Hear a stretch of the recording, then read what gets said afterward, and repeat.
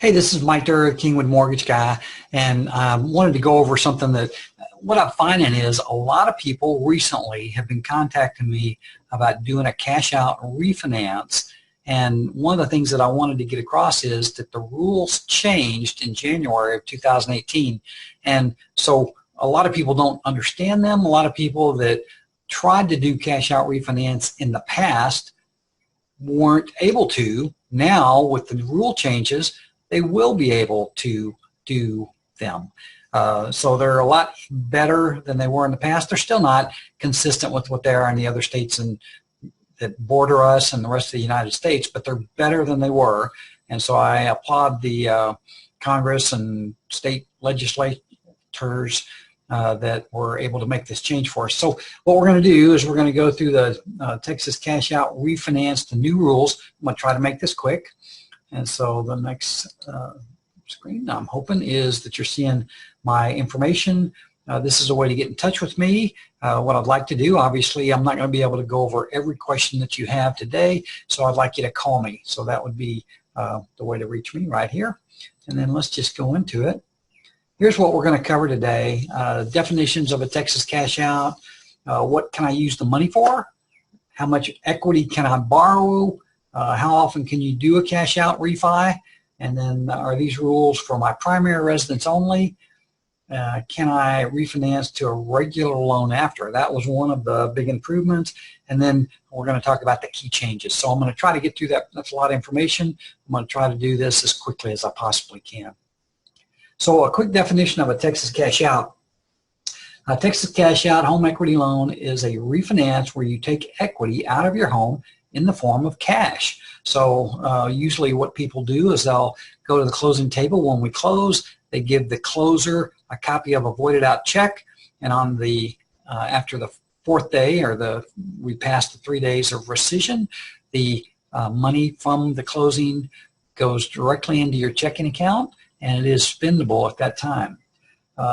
These funds can be used for anything. I mean, I will tell you that the one I'm doing right now, the people are actually buying another property with the money that they are borrowing from their primary, and there's some valid reasons to do that. I've had people consolidate debt is one that a lot of people do. I've had people pay college student loans off. I've had people go to La Cuchara and gamble with their money. Of course, repairs and maintenance are a common one. Just a lot of things that you can do. Buy another real estate, I think I mentioned that. So really, there's just a lot of options when you get this money, because it's your money to do with what you want. Now, does it have to be wise? Well, I would encourage you to do something wise with this money, but you don't have to. It's your money, your equity. So how much equity can you borrow? The Texas allows you to borrow up to 80% of the appraised value on your primary residence. And an example we're going to use is, let's just say that your house is worth $200,000. You owe $120,000 on that home. The maximum loan is 80% of the value, the appraised value, with $200,000. That would be a $160,000 loan. With that $160,000, what would happen is the $120,000 underlying lien would be paid off, and all the money, less any of the closing costs, would come back to you in the form of cash or a check, or just dropped into your account. So you'd have $40,000 worth of equity. That would go less any closing costs that we have. Most people don't pay the closing costs. They roll their closing cost in. And so it's just a good program to do that way. All right. Is it time to refinance? Well, I think it's a little late, to be honest with you. I put a video out about a year ago saying that the time is right to refinance now, and rates were still pretty darn good at that time. Since then, this last 6-7 months, rates have gone up pretty dramatically.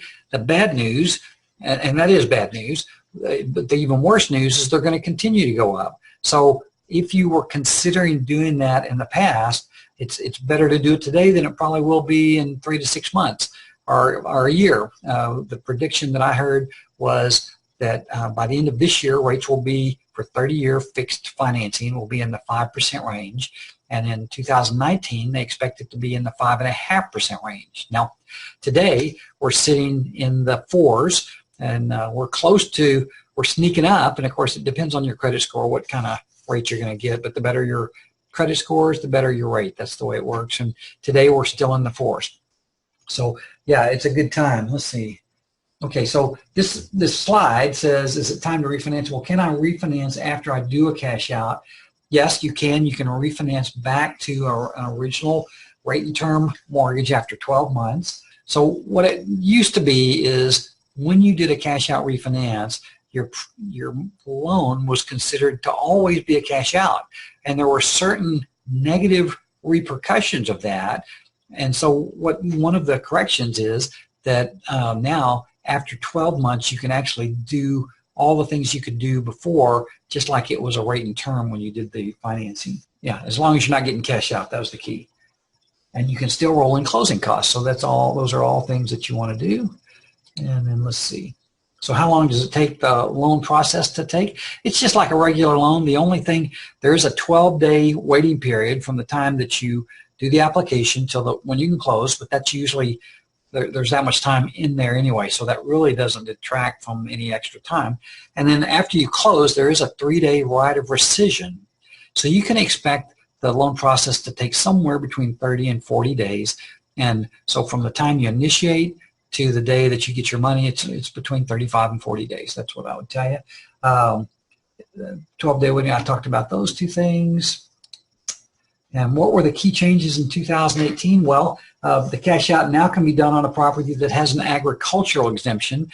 For some reason, they used to not allow a cash out on a property that had an ag exemption. The thing I said before, once a cash out, always a cash out rule, that's been rescinded, so that's good. Here's one that I think is important. There's now a 2% limit on fees. It used to be 3% limit.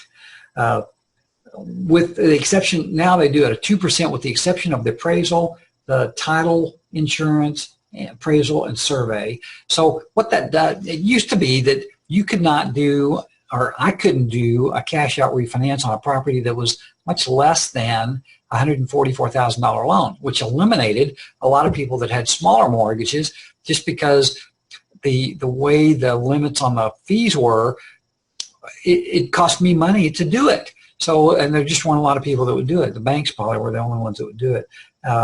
Now, more people are going to be able to do a cash out refinance just because the fee structure, even though they lowered the fees for the consumer, they've made it easier for us to pay some of the other expenses out of that. So now, more people are going to be able to qualify for a cash out refi. And obviously, if you'd like to find out if you qualify or if this is something that you can do, obviously I'd love that you'd call me. So that's it. Hopefully what this has done is spurred some questions that you might have. And I'd love to talk to you about doing a Texas cash out refi. Of course, in the state of Texas, I am licensed. We can do this all over Texas. So call me from anywhere and we'd love to help you. Again, my number is here on the screen. So talk to you soon. This is Mike Durr.